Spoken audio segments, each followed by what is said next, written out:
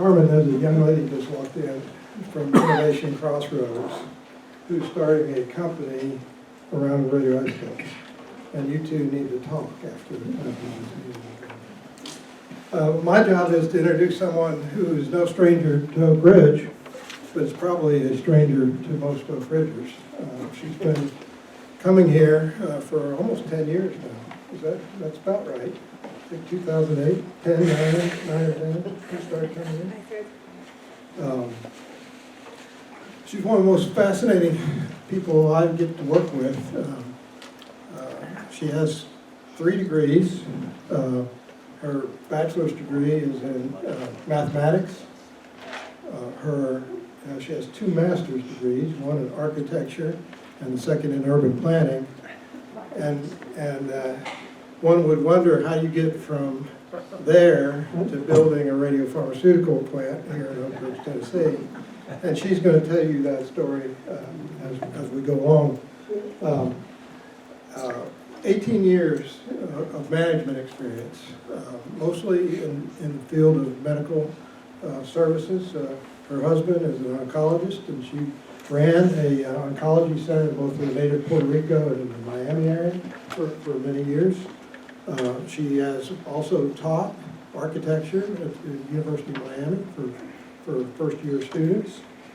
She's done construction management over 2 medical facilities that she has built, more than 2.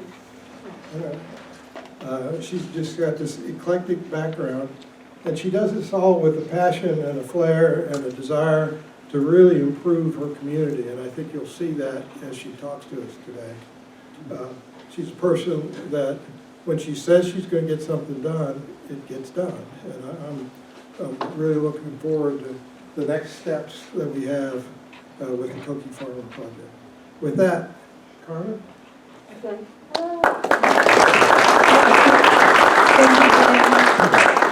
Thank you all. I might hide behind the podium though. Sometimes I get shy. Not really. But anyways, thank you for having me. It's a pleasure to be with you all. And yes, I've been coming to Oak Ridge for many years.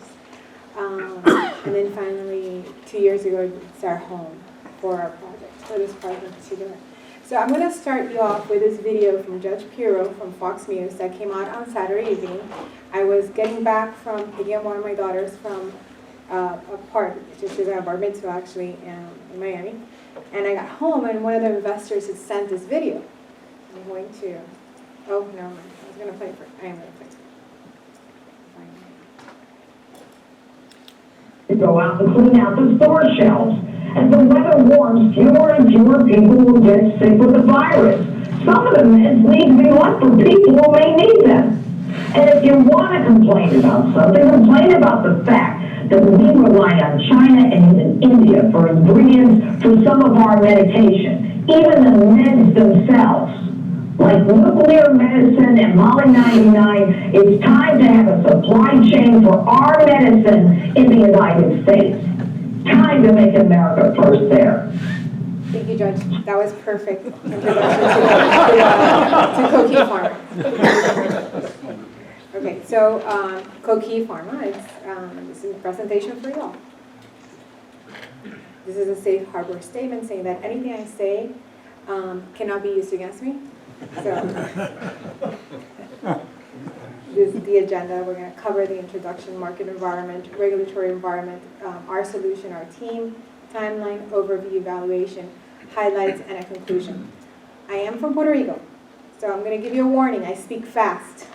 So you need to tell me to slow down, okay? And to talk, and maybe more clearly, or anything that you need, just raise your hand and I'll stop and I'll slow down and I'll do this.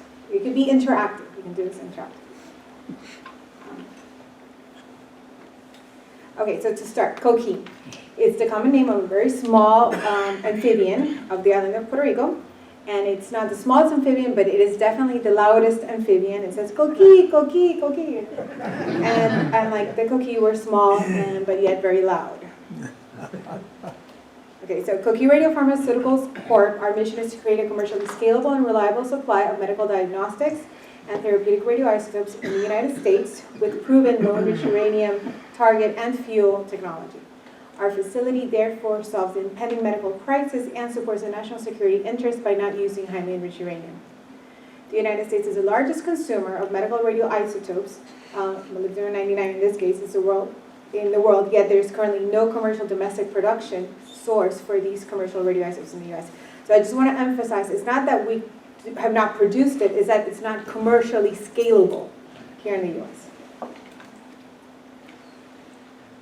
So how many have had a heart, the heart diagnostics? Catheterization. Using technetium-99 to check your heart, no matter, okay. So this is something we use it for MUGA scans, for bone scans density. So if you kind of take, so it's 18 million procedures per year in the US, 80% of nuclear, it's a workhorse of nuclear medicine. If you take nuclear medicine, you can divide it into PET and SPECT. This is Moly-99 or technetium-99 is using 80% of all the SPECT areas of nuclear medicine. Okay, it's very good for seeing functionality of the brain and different areas of your body, and for diagnostic purposes, it is good in the sense of it's not super expensive, and we can make it affordable. Sorry that I keep on going. Let me go through the slides as I keep on talking. So, using diagnostics and to treat disease in a safe and painless way. Here you have, you can see the images of where there's disease, and this is what nuclear medicine is all about. It enables us to be able to diagnose, in this case it's cancer patient, disease, to be able to then fix it with therapy. So we need to be able, instead of being blindly treating, we need to be able to be guided to where to treat. So this is what I was talking about, 56% of the uses are for myocardial perfusion. So many of you that have had those tests, just for this. Okay, so how does technetium-99 makes its way to the patients? Uranium targets are fissioned in the reactors. Then you go to separation and purification procedures in which the molybdenum is separated and iodine-131 is separated, and then some of the other radioisotopes that are used for different things are in our case, are considered waste, but they can be used for other things and are removed. Then they go into the generators, and then it is, once it's at those companies where they produce the generators, they're actually labeled for each of the patients and then transported to the hospitals where it's going to be. It's a very tight network in which, and how it comes from the radiation of the targets to the patient in less than 2 weeks. Oops. Okay, so this is how it's done. So you could take Y12. Y12 has uranium. It's then taken down to Argentina or France, in which we produce the targets there, or the world produces the targets there right now, and fuel. Comes back to U.S. But then from there, it'll go to it using low-enriched uranium, let's say right now Australia. In Australia, they have the Opal reactor and the ANSTO facility. It'll go to the ANSTO facility for purification. Then it's shipped back to us for treatment of our patients. All this with a half-life of 66 hours from the time it comes into the irradiation, which is depleted. All good so far? So, molybdenum-99 decays into technetium-99. It is utilized in 80% of the SPECT nuclear medicine procedures. It's the world's most widely used medical radioisotope, over 18 million procedures per year. Right now, it's currently mostly used in foreign reactors for our domestic use. And we are the largest consumer, yet we do not produce it here. COQUI's business plan currently is concentrated in the irradiation and the separation within the same campus. This, again, another picture of the Moly-99 supply chain. These are all of the reactors the 5 reactors where it's currently produced the fission product. And it was 7 of them, but NRU shut down and a series shut down.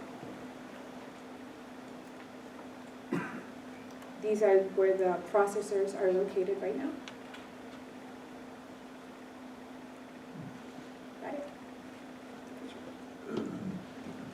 So the sources of Moly-99 are fragile and aging. 5 of the world's research reactors produce 90% of all the commercial molybdenum-99, and many of them are over 50 years old. They are subsidized by government, and each of them obviously will supply their own country first before it's exported outside. Do you have a question? Okay, so these are the reactors. Osiris and NRU. Osiris went down in 2015, NRU went down in 2018. These are the next 2 that are due to shut down. COQUI hopefully will be operational by this time, which is when we want to be up so we can be supplying the, have supply. So I'm just going to put it right. So in order to, so in the 1950s, just to give you back a little history on, and I think it's further on the slides, but just so that we can have this all in perspective. During the Manhattan projects, we began to do radioisotopes and produce a lot of the radioisotopes to get them out there. When is it that medicine starts to thrive and we start moving forward in medicine? In the 1950s, when the radioisotopes are readily available for us to be able to do the diagnostics. And then, from there, you're able to then go and advance in the therapeutics. So that's why we advance medicine. If this is not, if we don't have this, medicine is going to keep on going, it's going to start to degrade and keep on degrading and go in a different area altogether. So we don't want to be blinded. We want to progress and keep on moving forward. And even though there might be other economic diagnostic tools out there eventually that will develop and move forward, you need to have your baselines set in order to progress. Sorry for the side note. Okay, so this is an article from 2017, just talking about, in this case, how it's not just the leaving Obamacare, but how this impending crisis, again, of the medical isotopes can affect us. And I can go on and on and on about this because what Jim was saying before, I own 2 radiation oncology facilities. My husband's a radiation oncologist, so I built the clinics. I have one in Puerto Rico, I have one in Miami. I have a drug that has been patented for cancer therapy as well. So this is my thing, and I can talk about this for hours, and I can go off tangents as well on the different areas. Okay, so this is in 2019 on September 11th when the facility in Australia shut down. And this talks about the cancer patients and how the diagnostics and how important it is to have this up and running. Okay, so all fission in 99 comes from reactors. Currently, all the reactors are subsidized by the government, by different governments around the world. The world is moving to low-enriched uranium, and our government has a mandate in order to have this. There was the Senate Bill 99 that was signed in January of 2011. Actually January 13th of 2011, that talks about the AMIPA Act and how important it is to have our domestic supply met. But if you go back to 2008, it was signed into law that when we produced, when the U.S. had its medical isotope production facility for medical isotopes, that our government would cease to export, to give licenses to the exportation of highly enriched uranium for humanitarian purposes. For energy, it still has to do, it's what it has to do. But for medical isotopes, that's one of the things that they want to be able to do. But anyways, so they are very much wanting us to have our own production. It has unique supply chains. You cannot stockpile this. Molybdenum-99 has a half-life of 66 hours, technetium of 6 hours. So stockpiling this is impossible and it's never going to get done.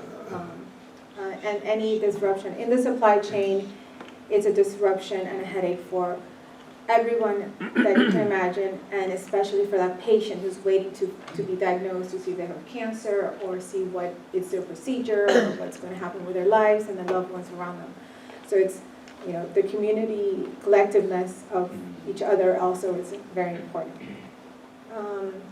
So The capacity is constrained. Yep. So the U.S. government has supported through NNSA some cooperative agreements for well, actually it was 6 emerging technologies. 2 of the projects already dropped out. These 4 are also new ways in which they're trying to see and ramp up to see they're able to produce commercially scalable supplies as well. It's not fission-based. Well, it's not reactor-based. Not our way. Mine's the proven technology. I have exclusivity for the U.S. for that. But I do work with Y12 and RNL on research projects that are funded by our government. So we did get that stamp of approval also from NNSA. And COQUI is the only one that has received a land transfer from the Department of Energy. So it's, yay, good for us. So this talks about the fission with LEU targets. This is the work that we do with ORNL. Our first targets are going to be ready this summer. And then recently we were awarded also to work with Y12 in the development of a calcine solution for the waste of our facility. Regulatory environment, we're regulated by NRC, FDA, anything that you can imagine. Everything has to be all dotted, all I's have to be dotted, all T's have to be crossed. So everything has to be perfect. This is the process of the NRC licensing. It's kind of straightforward for us. We're not reinventing any wheels. The process is FDA approved, not our process, just to clarify, but since we're not reinventing the wheel, we're taking basically the same thing that happened in Australia, whose end product is already consumed by us. So that process is FDA approval. So we're kind of going to an IND, which is just copying what's been already out there and just certifying our facilities with what needs to be certified in order to be FDA approved. Our solution. So we proposed, when I founded the company, and you see the problem of the shipment and the manufacturing and what's going on, and the shutdown of one reactor and the other reactor, and you read about everything that was happening out, in the market, the maple reactors and all of that. The solution was, for me, clear that you would have 2 twin reactors. One's operational, the other one's shut down for maintenance, and then there's a cycle of back and forth between one and the other, so that there's a continuous supply of the molybdenum. So that's why it says proven twin 10 megawatts, and it's approximately 10 megawatts reactors.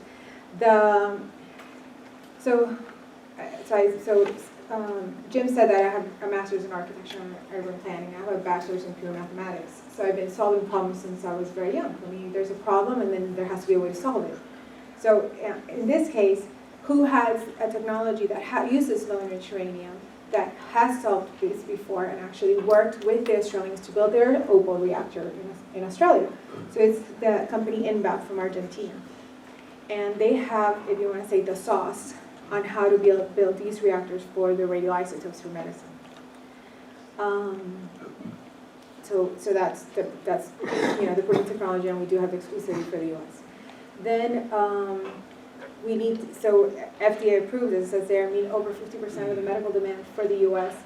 and 50 domestic to export. So this is important because people will say, oh, she can only meet 50%. I can meet 100% of the demand of the U.S. But since the government gave funding to and cooperative agreement to the other, or has the cooperative agreements with the emergent technologies, you kind of think about it. I'm the CEO, I'm the founder, so I'm the one who takes the puzzle and takes all the little pieces and starts to put them together. And not necessarily does this piece of the puzzle talk to this piece of the puzzle. You have to make it seem that comes together. So if our government gave funding to a cooperative agreement to a non-proven technology, which is perfectly fine, and they are really good, brilliant engineers behind these companies, so I'm not talking, don't misconstrue. I applaud all of them. But if you're taking, if the government is backing them, and a bank is looking at me as a private company, I have to tell the bank that I'm going to be profitable even if these other companies are successful. So I don't think that they'll be as successful because of the good scalability and what has to occur in order for all of you to get the technetium. But I have to show the bank that even if they do come online, I'm still successful. So that is why in this presentations I say, hey, I can take 50% of the market and I'm still profitable. I can take 33, I'm still profitable. And those are just little things that you'll see and you'll say, but can you take 100%? Yes, I can take 100% of the market. But you need to keep, competitiveness in check as well. So, okay, so COQUI and Oak Ridge, we have 206 acres.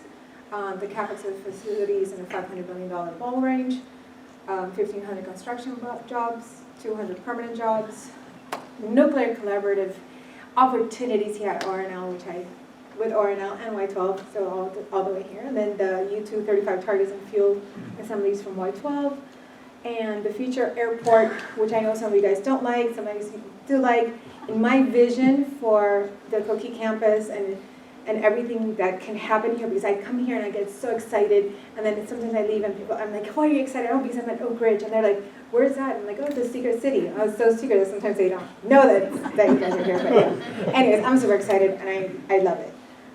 Quick question, why an island location instead of on the main K-25 site? Because the DOE gave me that island location. But also it's, the other one, kind of think about it, you know how all the cleanup that has been done on the K-25? Yeah. So that's still being cleaned up, everything else. Over here, we're already working on clearing up the site for construction. So it even would add more time to our schedule. So, design and permit status of the plan.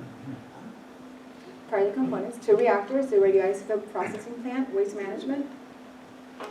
The schematic design of the facility is complete. The construction permit is underway. Final design still has to be, for final safety analysis report, still has to be worked on. The equipment still needs to be fabricated. And then the construction installation. And the operating license for NRC and FDA. So safety, community process, all of these are extremely important to us as well. So this is a schematic design of the facility. So you have the reactors, here are the twin reactors. You have twin separation facilities. You want, the reason why it's this way is, for example, if there's a spill here, you know that this needs to be shut down for cleanup. So if this reactor is fitting here, and this has to be shut down, there's a way in which this reactor then can start fitting here, so that we have a continuous flow of the medical isotopes, which is, at the end of the day, the most important thing. You want the physicians to be caring about their patients, not thinking, do they have the diagnostics tools or not? You want to have this flowing so that nobody has to be thinking about how are we going to solve this, how are we going to solve it. No, I want everybody else to be thinking about which is the new way of doing this. How do we make this even better? How can we get diagnostics in a different form, or theranostics, versus dealing with, we cannot get the technetium today for this patient. If you have thyroid cancer, I cannot diagnose you, I will not know what you have. There's other ways of doing the diagnostics for the thyroid. They can do a direct biopsy and figure it out, and a bunch of other stuff. But this is the good way, and the economical way. And I'm telling you, owning 2 radiation oncology facilities, when those patients have to go get treated, some of them go bankrupt because of the treatment costs as well. So, we have to think collectively as well, what's better for our legacy, what we're going to leave here and make the world a better place, so the next generation can come and even make it even better and move forward. So this is a basement, lower level, and how the flow of the materials moves around the facility. This is one of the hot cell configurations. and this is just how, how we move from package to packaging. And in two different ways. One way I believe is for molybdenum, the other one for iodine, and the other one, yeah, future other isotopes. In 2016, COQUI was given an A rating at a publication from the National Academy of Sciences for our technology and our path forward. Our facility, just an overcap that I mentioned. Oh, sorry about that.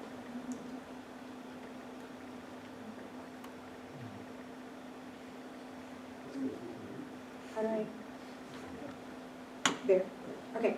Criteria for ideal site. So you want to be in a place where there's a U.S. nuclear center of excellence, strong nuclear talent pool, nuclear strategic calibrations, opportunities and partnerships, understanding nuclear-friendly community, supply of U-235 for fuel targets is close by, nuclear waste processing capabilities, emergency hazmat services nearby, an airport would be ideal, close by, and a security perimeter with one access point. The island. So we're strategically located in Oak Ridge, Tennessee. And for those who had asked me, so we took you from Florida, well, you kind of look at it, it looks like Florida.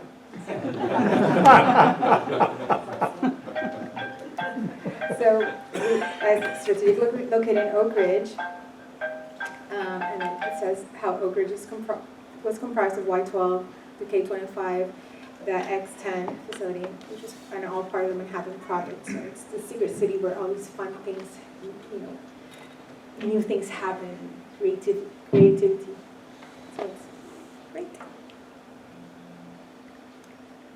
So, yes, so the 206 acres were transferred in September of 2018 to COQUI. This is actually a picture of my brother and I looking at the tip, so we'll be standing here, looking that way on the island. And it's actually a peninsula.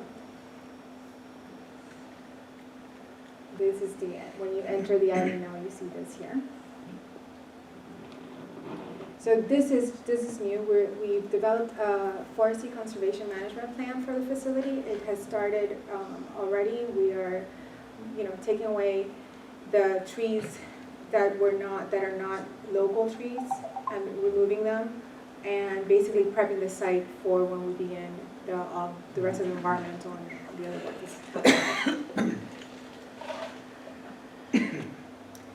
This is, so the other picture is my brother, but this is my husband and I. This is, in these wonderful justice hours, we hope we can eventually be taking our molybdenum straight to the two places here in the U.S. for distribution, which is Curium and Amantheus.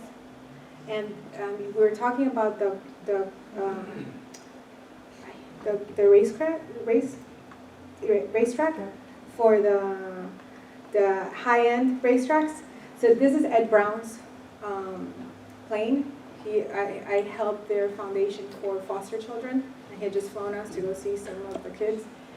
Ed Brown is one of the billionaires that likes to be in these very fast, high-end motor speedways, but the high-end ones, not the dirt, the other ones. So just make sure that it's the correct one, and I think it'll be very prosperous and very good for them. It'll still be noisy, for the and community. I don't want it near my house. It'll be noisy for a week a year. So, but I'm not here for that. So I'm just saying that a fancy racetrack is not a bad investment, and the value of your home will probably, triple.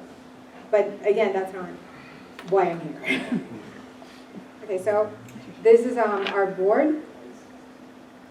Myself, Mike Mott is a CFA, and he's been president of a couple of CFO of a couple of publicly traded companies. Then you have Luis Herredes, who is the director of the NRC. And then you have Pedro Serrano, who is my husband, radiation oncologist, came up with the molecule for the patent for the cancer therapy, and the father of my two beautiful daughters. And then you have Dr. Jim Walsh, who's ex-president of the American College of Radiation Oncology. He also worked with the ACMUI for the NRC, which is with the medical isotopes. He's a neurologist and a radiation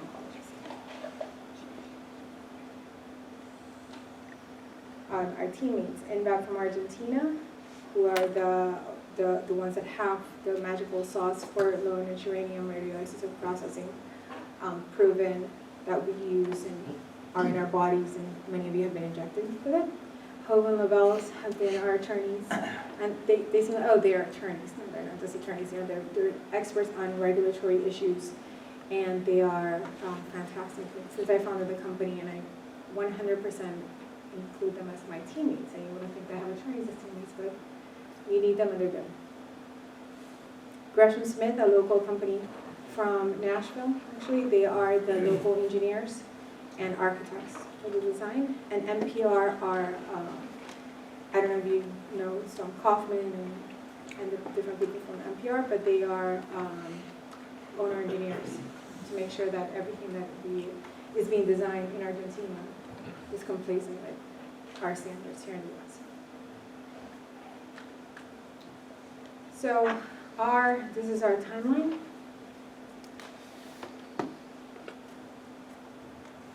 Could you read some of those entries? We Oh, can't sure. see that from Sorry. back here. So submittal to the NRC license application, the submittal to it is due to be submitted in the second quarter of 2021.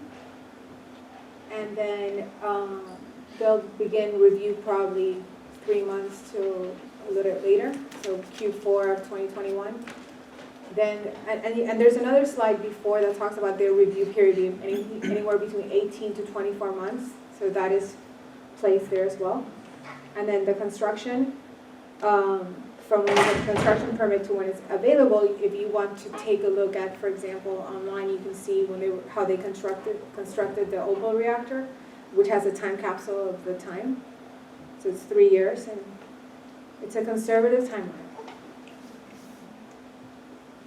So we should be by Q4 2016 operation. 2026. I wish it was 2016. It is what it is. So this is just a review. The first 2 parts, which are foreign imported right now from the U.S., will be made here in the U.S. You have a picture? And that's what our facility will be producing. So it's open pool reactor design, commercially proven technology, produces FDA-approved medical isotopes. Oh, so that's clarification. So it's the same technology produces them already in Australia, which we'll be producing. National impact, game changer. We can have this readily available. Medicine can flow. We can move on to other more important things. This is a current valuation of our company. And this is a current valuation to what it's estimated that's going to be valued by 2029. So, highlights. I think the biggest highlight is that we're here in Oak Ridge, and that that our company has all of the resources from being here. And I have to say that, when I first founded the company, I was contacted from Oak Ridge for having the facility on Duck Island. But you guys are so secretive that I did not understand the importance of being here. But now I do. And I'm here. And we're here. So I cannot wait to be operational and be part of the community and actually be able to truly converse about having the cars, the driver, like here in your backyard. Not yet. But yes. So with this, my conclusion is, those who cannot remember their past are condemned to repeat it. The first commercial medical cyclotron was installed in 1941 at Washington University, St. Louis. But soon, there wasn't enough cyclotron capacity to meet the rising demand for the isotopes, We should remember this. It's not the first isotope crisis. When we needed a large-scale production of isotopes, what happened? Anybody? Anybody? Manhattan Project happened. So fission-based radioisotopes production, significant growth in the radiation research and expertise, expansion of applications of radioisotopes in nuclear medicine. Radioisotopes became the plentiful workhorse of nuclear medicine. All under strict secrecy, medical isotopes produced during the Manhattan Project had to appear as if they had been produced by a cyclotron, shipped to the cyclotron group at UC Berkeley, from where it was then distributed to the medical centers. End of the first isotope crisis. The first shortage of radioisotopes ended when isotopes from Oak Ridge and Ohio became widely available in the U.S. Globally, accelerators still produced most medical radioisotopes until the 1950s, when other countries emulated the U.S. Therefore, the first crisis was solved by reactors and the U.S. We cannot solve our problems with the same thinking we used when we created them. Einstein. The wheel works. Let's just streamline it. Okay. Success. So people, oh, how you get, what is success? Hard work, perseverance, late nights, discipline, rejections, courage.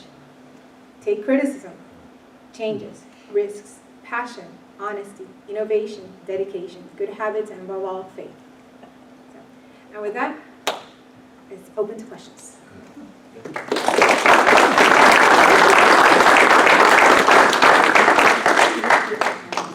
Yes. So I just want to review points, make sure I got right. So it's two 10 megawatt HEU reactors. LEU. LEU reactors. LEU. Okay. Are you going to make your own fuel assemblies here, or are you going to have BWXT or somebody make it? This is going to be. So our fuel and our targets, if I took away the research work that we're doing with the labs, would come or are supposed to be coming from Argentina. Circa in France also makes them for low enriched uranium plates for the medical isotopes. Reactor fuel, and then you have So, targets. Right. So the fuels in our reactors look very similar to our targets. They're just longer, so they're plates, basically, and they're just similar. Okay, so the HEU No targets. HEU. I don't have HEU. LEU. I thought you had HEU on the slide there. For targets. The target. No. For target? Nope. I thought you mentioned it was nearby supply of HEU. You said It's somewhere. blended down. They're bypassing HEU. Yeah, they blend down HCU to LEU. 100% LEU. Targets and fuels. Well, blends. So what was the point of being near a supply of HEU? Just to gamble? I'm confused. Being at Y12, you mean having Y12 Yeah, nearby? Well, yeah. what the uranium, even though if it's the uranium comes from Y12, and then it's taken down to Argentina where it's processed, and it's the downgraded uranium that is taken down to Argentina. Y12 blends down uranium to other assays. I mean, most of what they have is pretty high, but it has to be blended down before it can go. Okay, but LEU could be obtained for anywhere. It doesn't need to be your, LEU is up to LEU can be as high as 19.95% U-235. But there's no, I don't want to belabor the point. There's no real reason that you need to get the uranium from Y12. You could get LEU fuel from lots of places. So the LEU, the way the targets, in order to make the radioisotopes and the way it's been designed with a proven technology that it's FDA approved because we don't want to reinvent the wheel, it's the same targets that are being used right now at the OPO reactors for our patient use. So the ones who produce it are ENRI through CNEA in Argentina and Circa in France from Auriga. Those are the two fuel manufacturers and target manufacturers currently that the Australians use for the medical isotopes and that what we will be using for the medical isotopes. We are working with Y12 and RNL to produce our own targets in the future as a separate research Are these swimming pool type reactors or what? Swimming pool? Open pool? Yes. And could you say anything about the processing steps, whether they are almost entirely automated or whether you'll have quite a bit of people using manipulators and hot cells. So everything is automated, but you have to have backup, so you will definitely have, it's both manual and automatic, computer-based. The NRC licensing requirement, you said 12 months is what? 12 to, no, I said 18 to 24 months. 18, okay, and so, The docketing is 4 months. Okay. So the docketing of you submit it and they can take 3 to 4 months, docketing the permit. okay, so you're using the Argentina design. It's never been licensed anywhere? It's been licensed in Australia. Okay. And we've had, and the NRC brought in people from Australia that worked on our PANSA for licensing to NRC for licensing. Okay, is that a requirement, or you all just chose to take that route? With the Australians? With NRC? With NRC? Yeah, does this have to be licensed under NRC? Yes, it has to be licensed with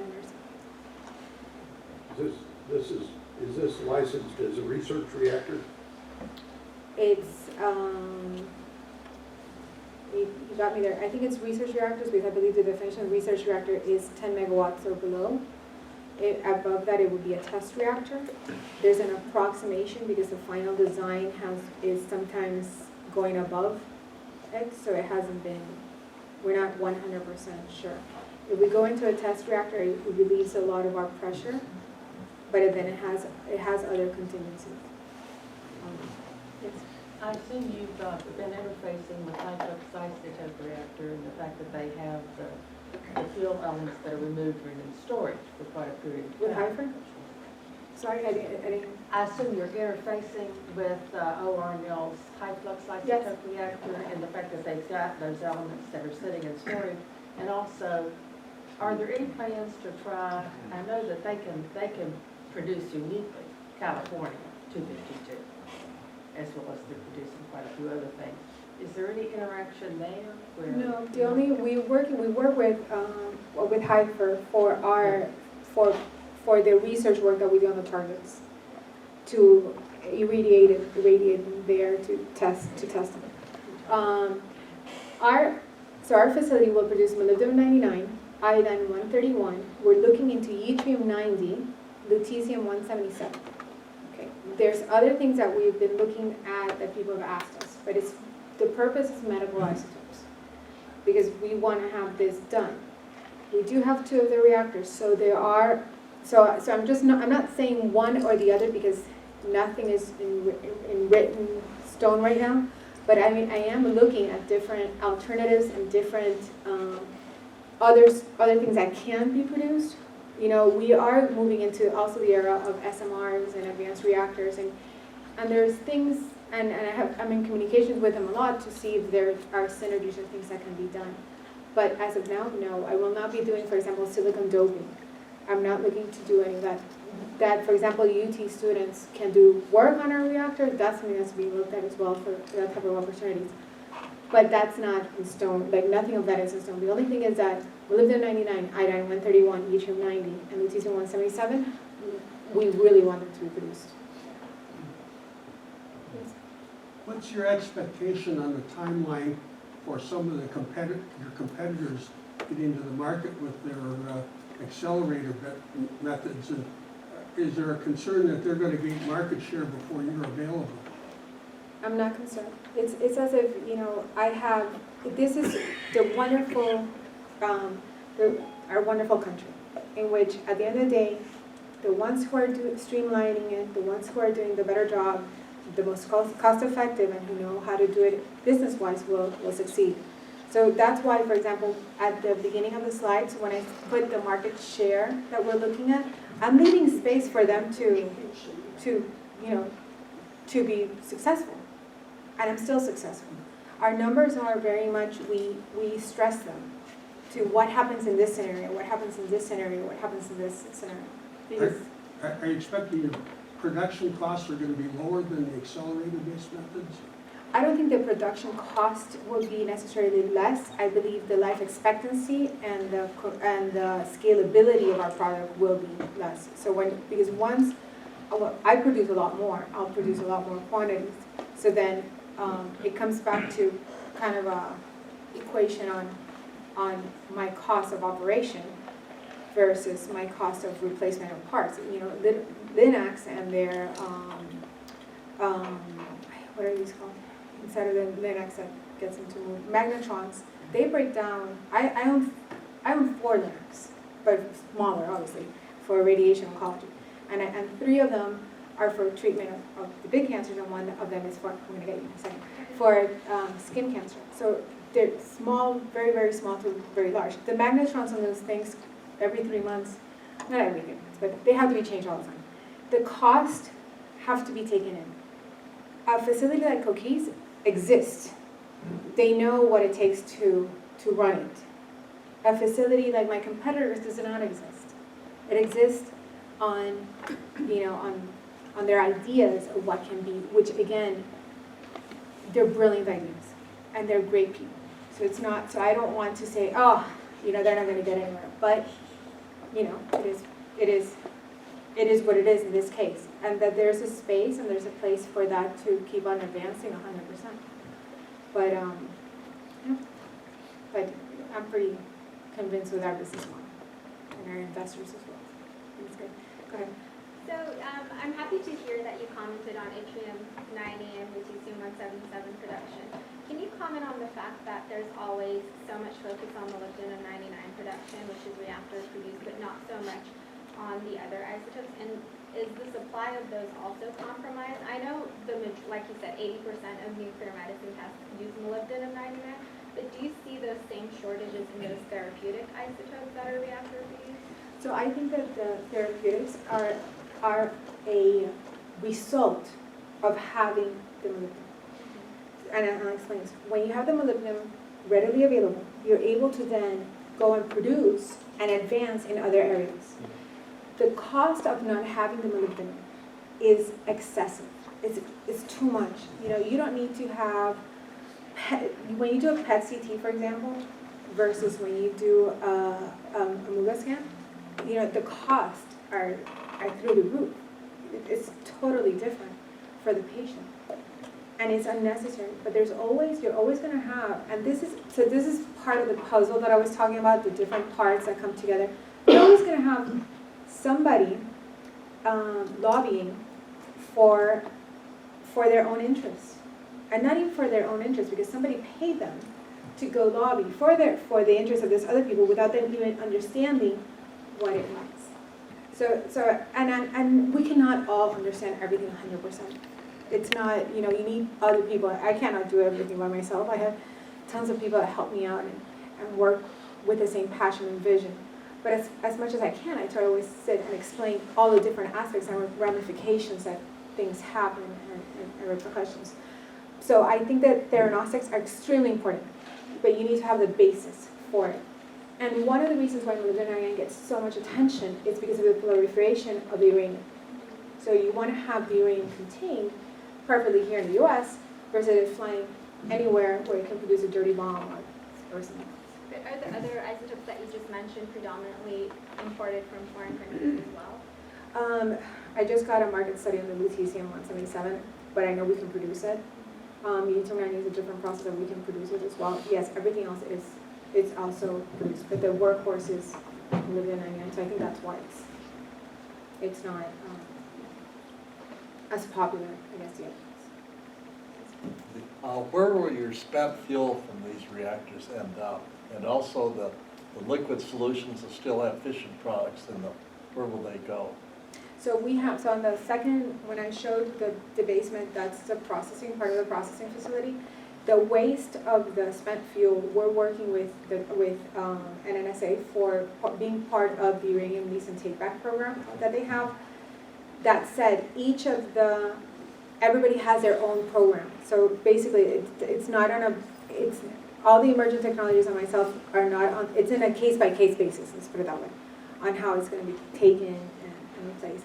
As far as the liquid waste is concerned, above level C, basically, is what we're working with white for the calcine solution. That it exists, that it, I guess exists, but it's going to be transformed or streamlined for our case.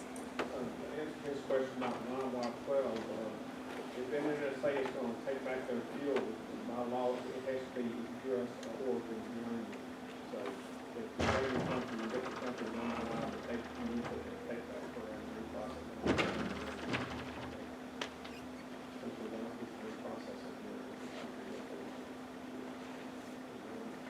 Will these reactors be available to outsiders for materials irradiation? The reactors, we'll be working with you, we're hoping to start working with UT to do this. For example, the reactor operators have to be the COQUI reactor operators for whomever else is doing a study, if it was open.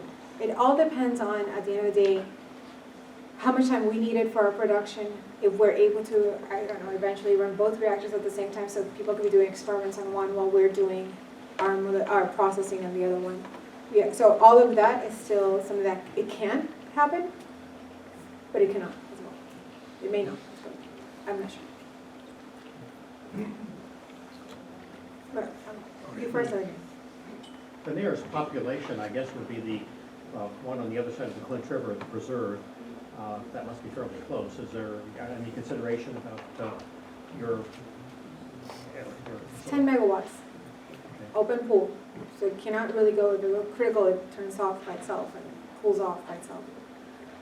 Nonetheless, all security and everything has to be implemented in case something happens, that the water turns into something else. I'm not sure what, I personally do not know what all the different safety constraints can be, or safety and all the accidents that are being proposed. I don't know them by heart.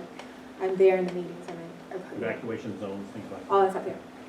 So everything else, but if you look back at the design, it's designed with the corridors and the exit rooms and all the safety things are already implemented into the design. Your material flow is heavily dependent on air transport. You got to get things to Argentina and to France or wherever and back. Well, the targets have to come in. So the targets and the fuel have to come in right now from Argentina and France. But my question is, do you have any plans to try to totally internalize it in the U.S. and not depend on that? Yes. I mean, that's why if we look at the coronavirus business and flights shutting down, there goes your supply. And, so, yeah. There you go. Yep, 100%. So that's why we're doing many years ago, I studied the supply chain back and forth, as you can imagine, and you're always there trying to solve it, how does it get better, et cetera, et cetera. So that's why we have our research work with Y12 and RNL on the target development. Ideally, eventually I would like to have on the campus a processing facility for the targets and food. To your question, there are several local companies that are very interested in manufacturing targets. We'll see how that works. Good. But I want to manufacture my own. So. No, I'm just kidding. I already see at the end of the target plate the little stamp of the cookie with the number of targets. So. Yes. Will you use water cooling for any? I'm sorry. With Duck Island, is it going to require an access road or a bridge? So in our design to the campus, it has an access road already. We go on campus, we have wells and things that are monitored, and TVA has a couple of lines going on it. Actually, TVA was on the site this week, checking some of the lines. So that we do have an access road. On our design, we do have a bridge further towards what's the highway in front of? It's this Perimeter Road. There's a bridge off Perimeter Road that goes into the site. So it's being designed. It would need to be enhanced a little bit. No, but there's an entire new bridge being designed. You had. Yeah, I was just going to say, do you use water from the Clinch River to cool anything, or is it, so it's independent of the water that's running? Yes. So how important is the nearby airport to your operations? D. Tyson's less than an hour away. Right. So for me, ideally, once I'm operational, I really want that airport. The reason I want it is because the becquerel levels of the molybdenum when it leaves, so it starts to decay, you're out of the reactor, I go to the processing, and it's a decay process. Its half-life is 66 hours. The faster I can get that to the generator processors, Lantheus and Curium, and the higher energy that they have when they receive it, and they're able to then separate it into smaller doses for the patients, they have more quantity. So it's more readily available. So there's more out there to get to the patients. Okay. So, but it's an hour. It's what you're saying. It's an hour. It's not. If you want to make friends huge. with the community, think about all the noise that's coming between that and the motorsports park. Don't worry, I'm staying at the Hilton right by the airport. So I get to hear that. I have to ask for the room away from the tarmac because one of the nights, a couple of years ago, I stayed there, and one of the nights, one of the airplanes decided to park right there and did not shut off for I don't know how many hours. And I was like, really, can you just shut off the plane? It's not going anywhere, it seems. So I get it. I get the sound. I think that it's a small airport, and I think that the flights would be, you can kind of say, okay, no midnight flights or at certain times shut. I think there's regulations that can be done with the airport on for example, fly during working hours. That's a recommendation that I'm not yet living here, so I yet cannot talk about that in that aspect, in the noise aspect, or on the new car thing, which I find exciting. Some of us in the West End value our peace and quiet a lot. Hey, you got a rifle range right there. The rifle range was there when I bought the house. This stuff isn't, period. So I'm not happy about it. The value of the land's going to go up. But you're going to have a lot of people. You don't need a jumbo jet to carry this stuff either. No, the little ones, the G650, they're not that noisy. They're a lot easier than the big ones. The big ones make a lot more noise than the smaller planes. A Honda Jet, Sirius. Well, that was part of my question. How are you getting back and forth to Argentina? You don't use a little plane So I don't for have that, to go. I don't have to go to Argentina. How do you? I go to Argentina, but I don't have to go. So the targets are not. I don't need to have the targets ASAP in my facility. So you can use commercial flights to Argentina for Yeah, that? actually, we can't because it's uranium, but Edlo International can transport them without any problem back and forth in their caskets. That you can do international flights, for example, for the molybdenum, or once it's separated into the generators, and you want to travel, like the way it comes from Australia right now, it's not on a private jet, it's on a regular passenger airplane, that it's, you're sitting underneath radioactive material that's being flown in the plane. So that's how it comes right now from Australia. But if I'm concentrated on, if I'm taking to Japan a shipment, I'll probably use a commercial liner. But if I'm going to go down to Lantheus in Boston, I might have a couple of jets that just takes it over there, and just delivers it. So you use small jets for that, and they'll be the ones I would that use do, the airport. those are the ones, I would have like 2 Honda jets, or 1 Honda jet, or 2, one for me and one for them. But I would have a Honda jet, for example, which is not that big, does not make that much noise, during the daytime, so that I'm not bothering any of the neighbors. Take everything to St. Louis, or to St. Louis where Curium's headquarters are, or to Lantheus. What's the biggest hurdle in meeting the 2026 schedule? Financing. No, it's been the financing. Financing? So because since everything has been always subsidized by the governments, and the commercial market, when you invest, so there's different things. Right now, if you invest, if somebody wants to go invest their money in a company, they look for what's the fast return? What can I get my money back in? What's the new app, the medical app that's going to come out, or a general app? What's the new quick return on my investment? Number 1. Number 2, this financial space does not exist. So at one point, going back and forth, and obviously, you have to show that you have support from the government, and you have to be out there and put, again, all the pieces of the puzzle together. So even the financing becomes a puzzle. How do I divide this into equity loan of the construction, equity loan of the, guess what the nuclear is? It's not nuclear anymore, it's called technical components.